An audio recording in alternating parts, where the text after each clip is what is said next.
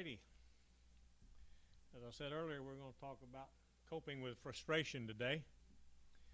You know, we get frustrated about many things in a lot of ways in life, don't we? And that's sermon for our topic today, frustration and dealing with them. I don't know of a person here or a Christian anywhere who can say that he or she has never been frustrated with someone or something. And think a minute about all the people who's ever frustrated you, who's the one person who frustrated you the most? You. Think about it. Well, think about how frustrating it must be for Cindy Simpson. Look who she's married to. You started it. Frustration is a feeling that can range everywhere from disappointment to anger to rage. Often when we're headed in some direction and our road gets blocked. It occurs when we're cut off at the pass, you might say. When we're moving in a certain direction in our life, and then suddenly something blocks the track we're on or the path we're on. Now, I suppose that most often frustration occurs in traffic, doesn't it? Intersections, traffic jams, people who cut you off. I know we've mentioned it more, but you've noticed everybody out there on the road that's driving faster than you is a maniac, and the rest of them are idiots or morons. You're the only good, safe, decent driver out there. And then we have maybe a flat tire on the way to an appointment or something that's going to make us late. That'll get us a little frustrated, won't it? Department of Transportation has a road blocked for some reason. Or at the store, someone a little bit faster than you with a shopping cart gets up to the cashier's line before you. Or you're going to reach to get the last item, the thing you wanted most at the store, and somebody else snatches it, puts it in their bag. And that's what you went to the store for. You really wanted it. You'll get frustrated. Well, that's just a few of the ways things happen to us. I get frustrated once in a while.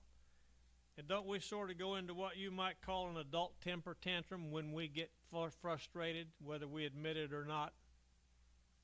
No finger pointing, Randall. When we don't get our way, we might throw an adult temper tantrum. For instance, we get frustrated when we don't get things we want. You know the feeling. I want this and I want it now.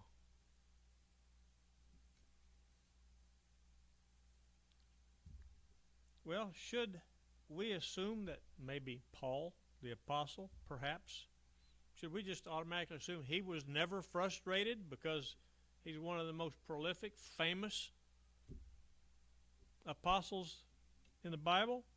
He never had an angry thought about his thorn in the flesh? Of course he did. He wanted that thing gone. And he could very likely have reasoned. Now, I know I used to be evil. I'm a good old boy now. I'm serving Christ as good as any and better than most. I'm a good Christian. Why won't God remove this thorn from my flesh? Paul could have reasoned that way.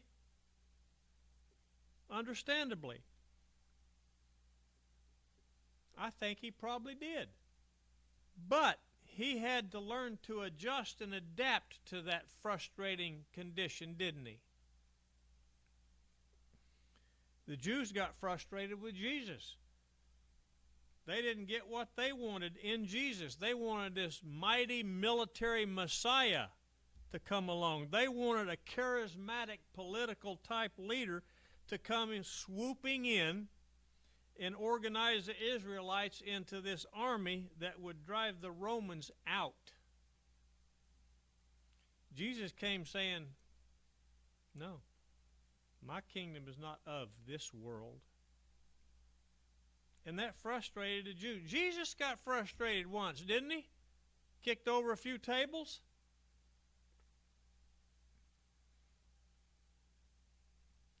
In John chapter 6, verse 66, the Bible says after God wouldn't, or after Jesus said, I'm not a military Messiah like you wanted, it says there in John 6:66, from that time many of his disciples went back and walked with him no more. Okay, you're not who we wanted you to be, who we wanted you to be. We're not going to walk with you no more. They just turned their back on Jesus, the Messiah. They were frustrated because they didn't get what they wanted. And we also get frustrated when we don't get to do something that we want to do. Have you ever had plans to take a trip and then something came up and you had to cancel the trip? Pretty frustrating, isn't it? Excuse me. Do we know of anyone in the Bible who has experienced frustration for planning things, wanting to do things, and something happened and they couldn't do it? Look at King David. Very interesting statement in 1 Chronicles Chapter 28 and verses 2 and 3. It says, Then King David rose to his feet and said, Listen to me, my brethren and my people. I had intended to build a permanent home for the Ark of the Covenant of the Lord and for the footstool of our God. So I had made preparations to build it. Verse 3. But God said to me, You shall not build a house for my name, because you are a man of war and have shed blood. You think David might have been a little frustrated over that? He planned and prepared to do it, and God said, not you. He probably felt a lot of frustration over that. He had planned it all out, like we just said. It's all prepared. He's ready to roll. But God said, nope, you're not going to build it. I suspect that David felt at least a little bit of frustration over that, don't you? And I'll tell you something else that frustrates most of us, and that's when somebody else gets some recognition that we may deserve. We don't like that much, do we?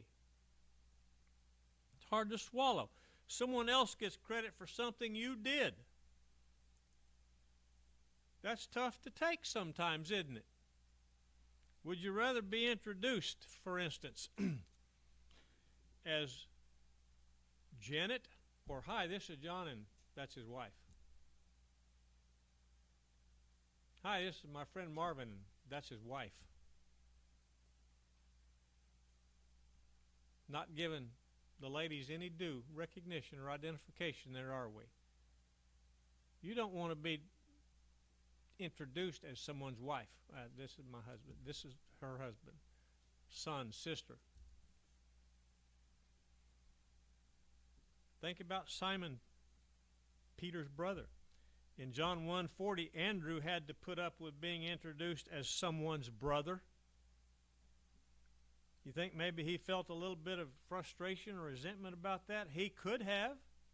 If he's basic human, he probably did. It's human nature. That kind of an introduction sort of strips you of your identification, doesn't it? Your personal identity can get frustrating. Sort of like coming in second or third in a race. Whoever remembers who came in second or third? You remember the winner.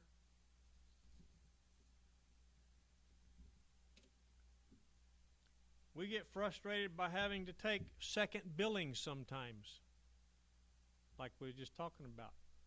First billing, that's my friend Marvin. Second billing, that's his wife.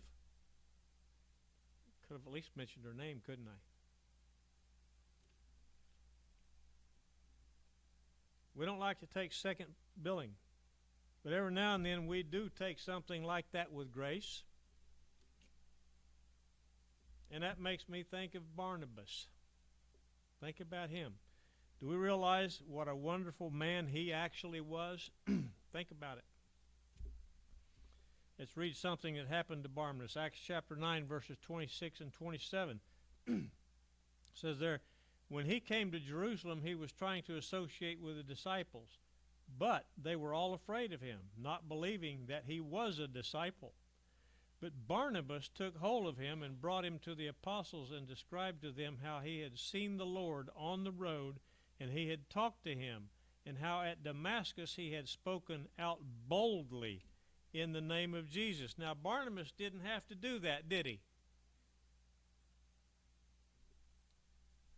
But that's just the kind of guy Barnabas was. And furthermore, he must have sensed clearly that with the brilliance of Paul and in the presence of Paul, he himself would probably fade from the limelight or fade in importance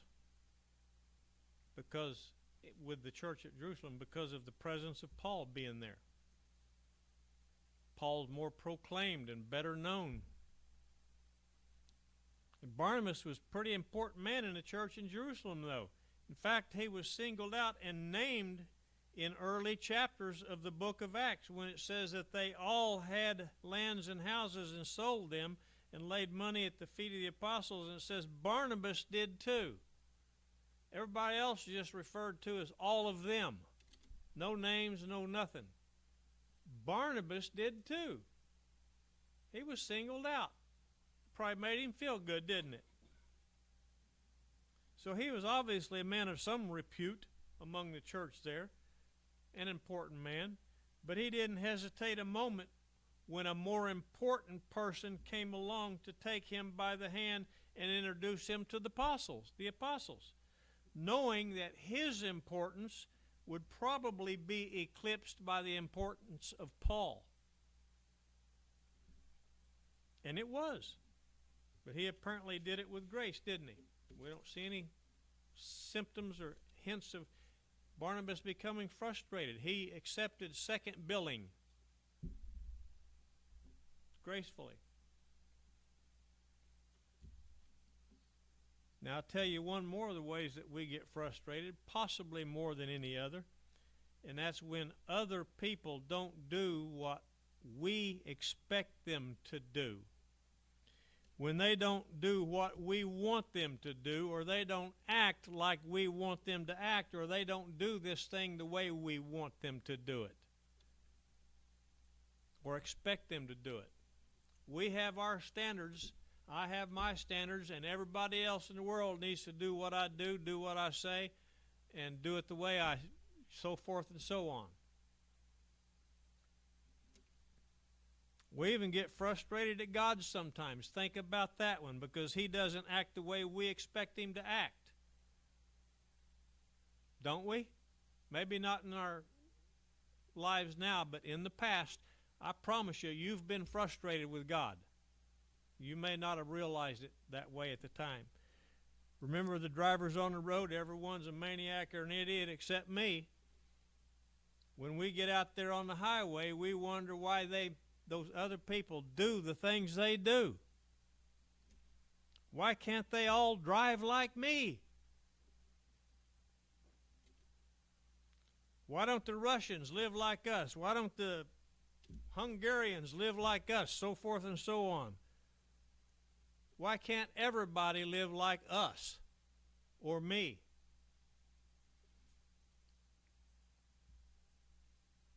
If everybody was like me, it'd be a perfect world in my perfect view, wouldn't it? Everybody would think like me, so there would never be any arguments.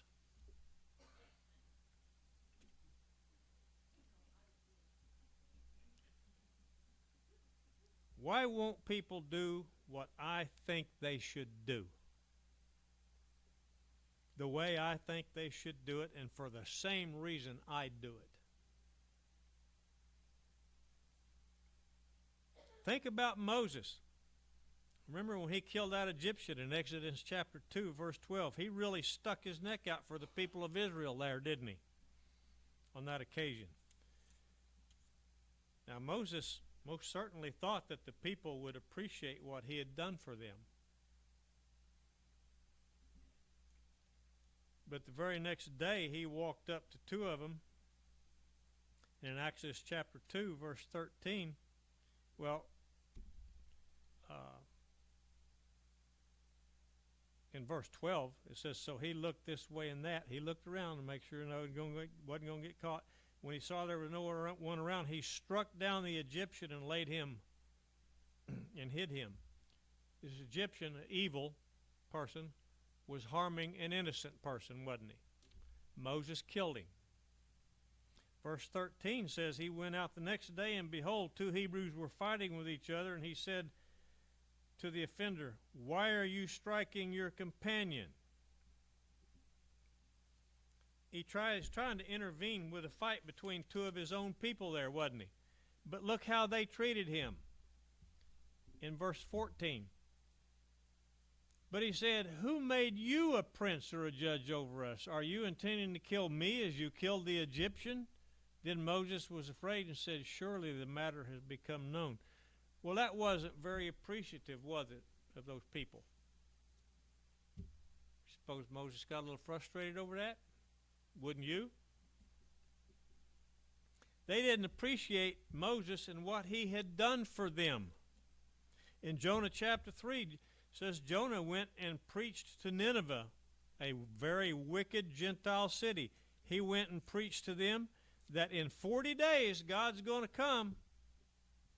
He's going to overthrow your city, ruin your way of life. And Jonah wanted those people to be destroyed too, didn't he? He wanted that. Look at Jonah chapter 3, verses 5 through 10. When the people of Nineveh believed God and they called a fast, excuse me, and put on sackcloth from the greatest to the least of them, when the word reached the king of Nineveh, he arose from his throne, laid aside his robe from him, covered himself with a sackcloth, and sat on the ashes. He issued a proclamation, and it said, in Nineveh, by the decree of the king and his nobles, do not let man, beast, herd, or flock taste a thing. Don't let them eat or drink water. But both man and beast must be covered with sackcloth, and let men call on God earnestly, that each may turn from this wicked way and from the violence which is in his hands.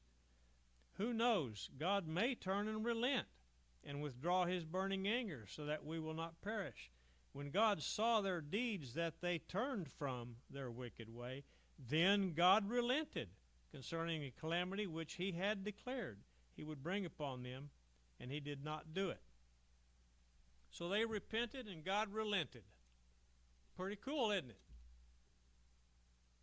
Now, this angered Jonah, though. Chapter 4, verse 1 says, but it greatly displeased Jonah, and he became angry. Doesn't that equal frustration? Of course it does. Why did Jonah get angry? Because it frustrated him that God did not do what Jonah wanted God to do. He wanted him to wipe these people out. He was a Jew and all these other people weren't, so they needed to go. In fact, they were the enemies of Israel, and Jonah wanted to see them destroyed, and he expected and wanted God to do that. But God didn't do it. And that really frustrated old Jonah.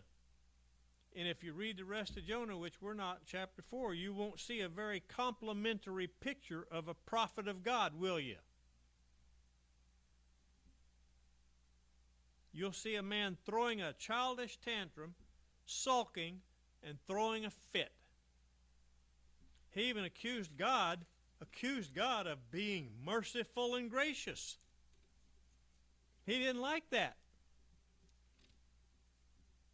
So Jonah didn't really think anything about those people and those souls in that city. He was just upset because he felt as though he had lost face as a prophet. I wanted God to do this. He didn't do it. I'm embarrassed. Because I told him he's going to come get him in 40 days. And don't we tend to just get a little bit frustrated sometimes when we may be forced to move over a little bit and let someone pass us or give the limelight to someone else, especially if we've had that number one billing for quite some time? Remember in high school, maybe you were a star athlete or cheerleader or a high-ranking member of the student body, but once you got to college, you were a little bit outclassed and you didn't get to hold any of those positions? Maybe. It isn't easy to turn over the reins that you've been holding in your hands to someone else, is it?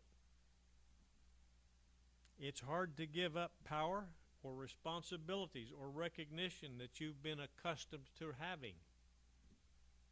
From wealth to poverty, or from power to powerless, from moral standing to shame. The moral standing of Jonah to the shame of Jonah that we just read about. What about Philip in the Bible? The evangelist Philip, who was preaching in Samaria in Acts chapter 8. He was having marvelous successes with getting people to come to the Lord. But in Acts chapter 8, verses 26 through 29, it says, "But an angel of the Lord spoke to Philip, saying, 'Get up and go south to the road that descends from Jerusalem to Gaza.' Now he got up and went. And there was an Ethiopian eunuch, a court official of Candace, queen of the Ethiopians, who was in charge of all her treasure. He had come to Jerusalem to worship, and he was returning and sitting in his chariot and was reading the prophet Isaiah. Then the Spirit said to Philip, 'Go up and join this chariot.'" He's going from the luxury, you might say, the comforts of the city, and he's teaching many. He's being very successful. The Bible tells us he's having a successful fellowship. Go out to the desert. Leave the many and the comfort of the city. Go out to the desert and find this one guy. You think that might have been an insult as well as a frustration for Philip? What's the deal? It's nice here. I'm very successful. I'm converting a lot of people. You want me to go down in the desert where it's hot and talk to one person? It's like going from Fat City to Hickville. Philip was told to leave the comforts of the city in that successful gospel meeting in Samaria and go to the desert and talk to one man. Well, of course, at that time, Philip didn't know that by doing that, he was going to be opening the entire continent of Africa to Christ's gospel. So you can imagine the frustration Philip had to feel in that transition from city to desert, mansion to a one-room shack.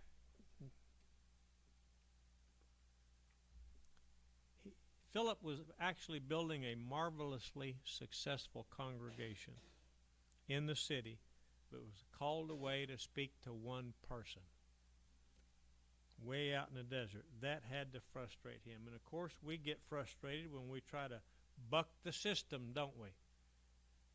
Boss hires you to do a job and you're not there very long, you start trying to tell the boss there's a better way to do this, forgetting that he didn't hire you to tell him how to run the company. He hired you to help him run his company.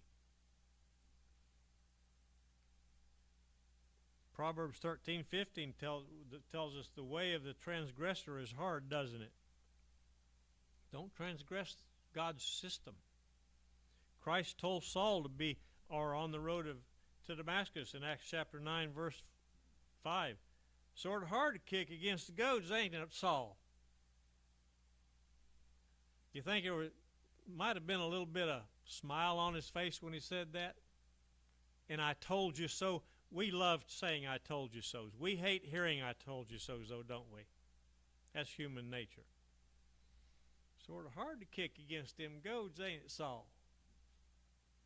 So there are lots of ways to become frustrated, and I believe these Bible people were no different than you and me. They were humans with human feelings and not human weaknesses, just like you and me, and had human weaknesses just like you and me. So they had to cope with frustration, just like you and me. How do we do that? How do we overcome frustration and deal with it?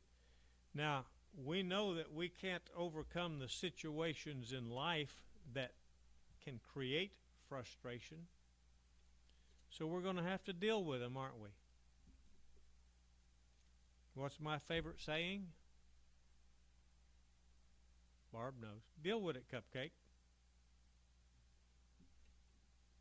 So we're going to have to deal with some things in some ways that's going to be uncomfortable and new to us so that we can conquer frustration and avoid the harmful physical effects as well as the emotional and spiritual negative effects of becoming enraged, angry, rebellious. Well, in the first place, as far as accepting frustration and coping with it, I think we have to realize that God is not Santa Claus. God is not Santa Claus. We've got to realize that maybe it's not good for me to have everything I think I want to have. And that's probably the hardest lesson that any of us has ever had to learn. Nobody can or should have everything he or she desires. Because somewhere along the line, you're going to desire something that's going to be harmful to you. Because the more you get, the more you want. God is not Santa Claus. He's our Father, He's our provider, He's our Creator, and He provides the order in our lives according to His will, not ours. And our temper tantrums, remember Jonah, are not going to change God's mind. We just have to learn to deal with certain things being refused to us.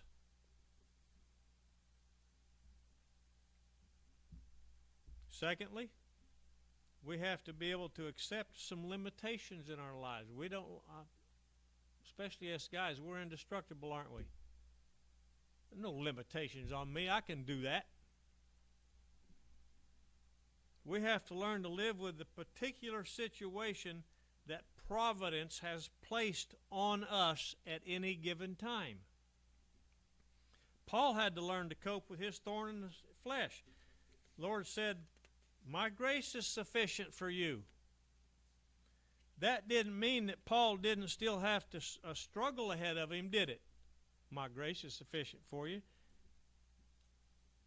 He handled it, though. Think of, Paul prayed 3 times to have that thorn in the flesh removed, didn't he? Nope, my grace. Think about somebody else who prayed 3 times and asked God the Father for something. His name is Jesus. Getting ready to go to the cross. He's a flesh and blood man. He knows what those stakes and that stab wound and those thorns are going to feel like.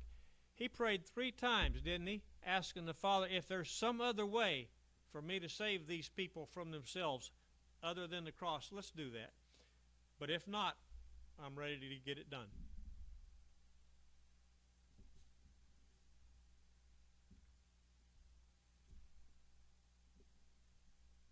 About 10, 11 years ago, it took 2 major surgeries on my left shoulder for me to learn that I need to slow down. I thought I had recouped and rehabilitated from that first one and went back to work, and a couple months later, the old doctor was in there fixing it again.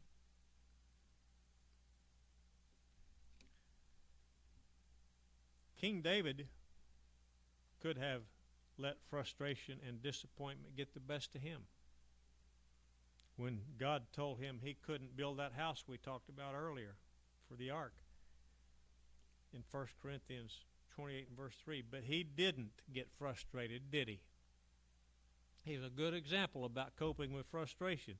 Instead, he said, well, if I can't build a temple, I'll do what I can and help whoever is going to build it. 1 Chronicles Chapter 29 is the record where David assisted Solomon in building that temple by gathering the materials for him to do the job. It even says that David gave his personal treasury of gold and silver to go towards building that temple. That's a perfect example of coping with frustration, isn't it? I prepared, I spent time and money, I'm ready to go build it. No, you can't do it. Alan can, but not you, Tom. So am I going to get mad at Alan and just never have anything to do with him, or be like David and go help Alan? Here's my resources, Alan. I'll help you build that temple. Do what you can do. And don't worry about anything else. And that will help you cope with frustration. Most, if not all of us, are going to do some great things for God someday, right? Someday, really? It's going to work. I'm going to work harder for God as I age, because I'll mature and I'll get retired and I'll have more time to do the Lord's work. I'm going to do more of God's work when I get out of school or when I'm off for the summer or whatever, and my health gets better. I'm going to do some good and great things for God. We need to not postpone working for God. Because believe me, it'll cause some frustration. Jesus said, didn't he, the night is coming when man cannot work any longer? Don't wait too long.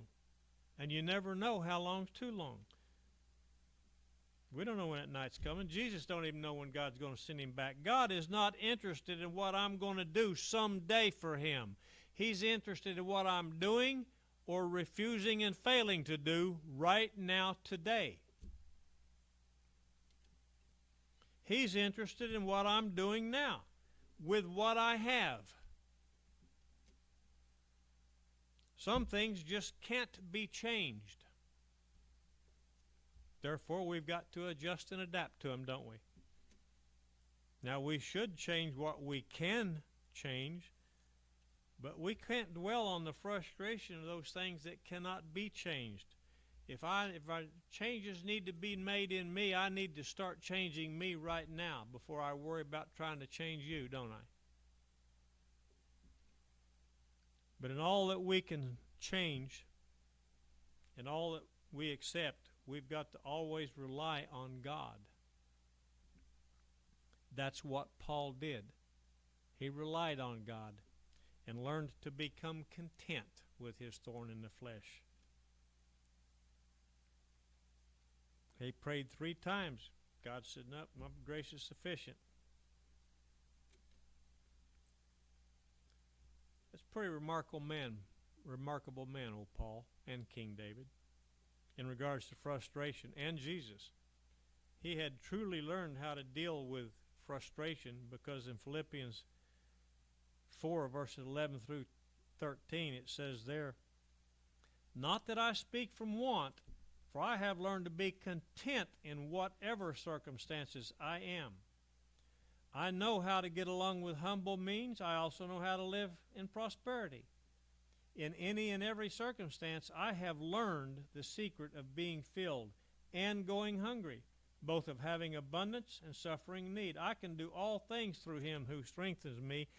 Right there, friends, is the key to overcoming frustration. You have to learn how to do it. You don't snap your fingers and know something, do you? You have to study it, practice it.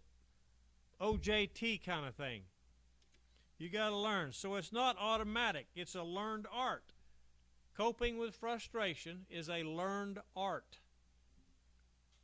We work at it, we practice it, and we must call on Christ to help us and provide us with that strength, and it'll happen. So, well, I better close it now. Y'all going to get pretty frustrated. If anybody's got anything they'd like to share with the congregation today, anything at all, just an acknowledgement, a request, a need, whatever we could do. Pray with you, pray for you. We're here with you and for you. Make your need known while we stand and sing.